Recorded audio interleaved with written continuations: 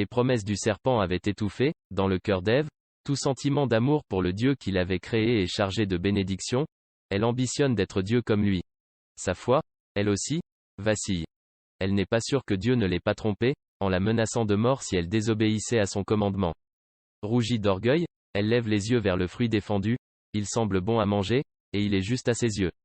Genèse 3/6, de sorte que ses sens aussi conspirent contre Dieu et contre son propre bonheur. Le péché est déjà commis dans son cœur, il n'a besoin que d'un acte formel pour le rendre complet. Elle ne se soucie que de soi, Dieu n'est pas plus écouté que s'il n'existait pas. Elle tend sa main audacieuse, elle cueille le fruit, elle le met à sa bouche, et mange. Dieu avait dit que si elle enfreignait son commandement, elle devrait mourir. Elle a mangé, elle a péché, et pourtant elle vit comme avant. Il est fier de ce triomphe et, convaincue qu'elle est trop forte pour que la colère de Dieu l'atteigne, elle décide de faire d'Adam un partenaire dans sa victoire.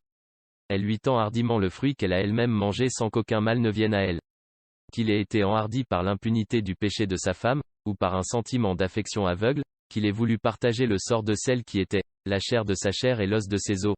Notre premier père oublie également tout ce qu'il doit à son Créateur, et, comme s'il n'y avait jamais eu d'amour entre lui et son Dieu, il fait à peine ce que suggère Ève, il mange du fruit, et par cet acte ruine lui-même et toute sa postérité.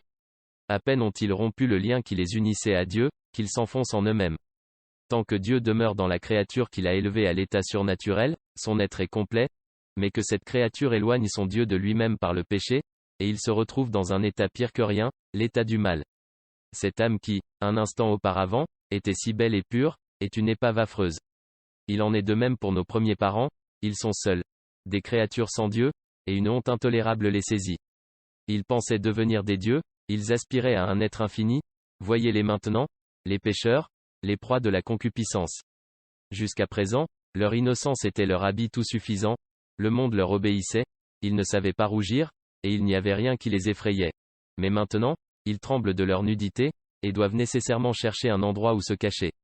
Le même amour de soi qui avait causé leur ruine leur avait fait oublier la grandeur et la bonté de Dieu et mépriser son commandement.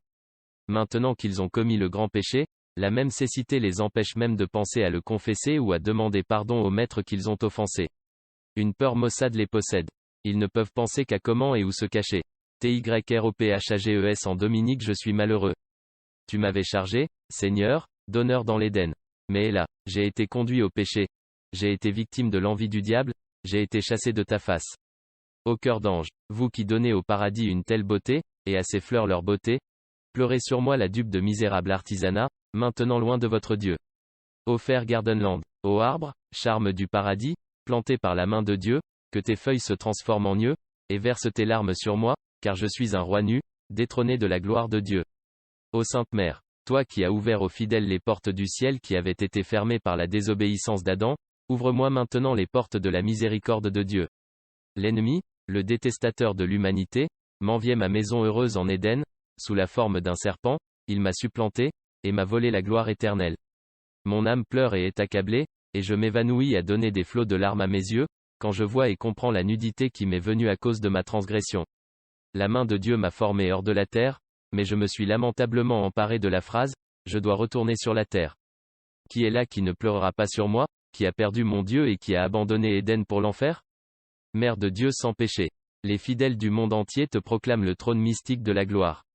Moi qui suis déchu, je t'en supplie, Vierge Immaculée.